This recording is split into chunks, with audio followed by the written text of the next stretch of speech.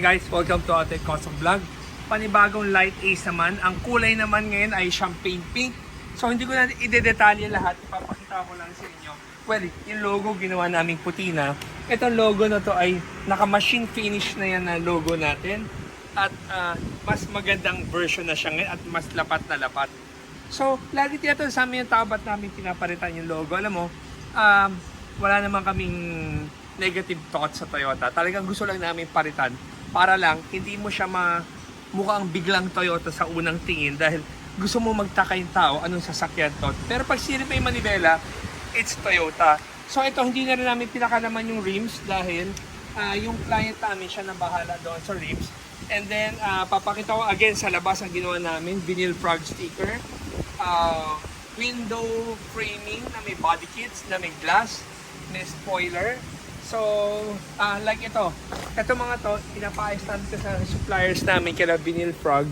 Sa installer kasi, pagka nasobrahan yan, nagkukulubot yan na ganyan. So, kailangan nilang i-cut pa ulit para mas maganda ang tabas niya. Maraming tatanong magkano ang setup namin sa Light Ace.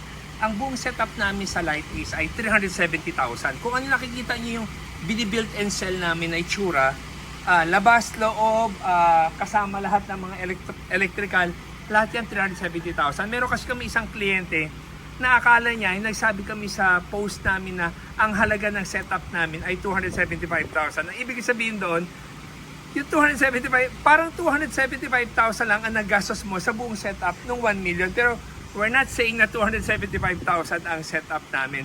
So guys, ito siya. Ano ang nagawa natin? Paano natin na-evolve ang Toyota Light Ace? So, sa harapan, makita nyo from sidings, power window,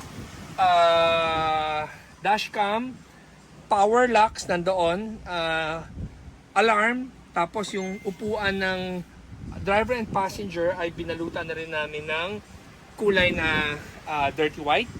Tapos yung captain seats namin nagsiswivel, tapos yung loob niya ay fold and tumble seats. So yan din yung itsura niya sa likod. At meron na kaming bukasan doon sa likod. So kung nasa loob ka, pwede mo siyang buksan. Lahat naman yan, sa online lang namin binili dahil mura lang naman talaga sa online. Tapos kung mapapansin, may window framing namin, yan na siya.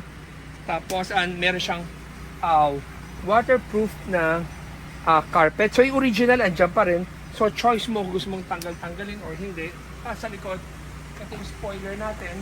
Tapos yung accent natin na sticker na black. And then, ito.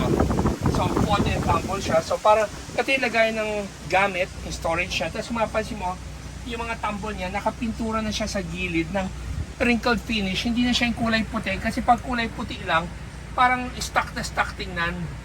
So, ito naman yung fold and tumble para magiging 5-seater ang likod. So, ang total na seating capacity niya ay 7-seaters. Sa mga naganda sa mga ginawa namin sa Light Ace, ito na yung huling mga Light Ace na gagawin namin dahil tuwing nagpo-post kami, paiba-iba na lang rin naman ang kulay pero yung layout is almost the same. At saka mag-move forward na kami sa mga ibang projects namin. So next na paglalaroan natin ay Toyota Tamaraw na. So ang Light Ace, mga viewers ng Light Ace, sana meron kayo napulot sa mga gawa namin at nasiyahan kayo sa mga paiba-ibang itsura na nagawa namin sa Light Ace ito. Pero kung sabihin yung window framing lang and spoiler, hindi mawawala sa amin ang window framing and spoiler. Tuloy pa rin ang benta namin sa mga Light Ace owners. Pero like yung magkakabit ng sticker, gagawa pa kami ng upuan, or babaguhin mo lahat yan, pwede naman kayo bumili ng surplus. Mas mura yung mga surplus sa upuan kaysa mga upuan namin na ganito.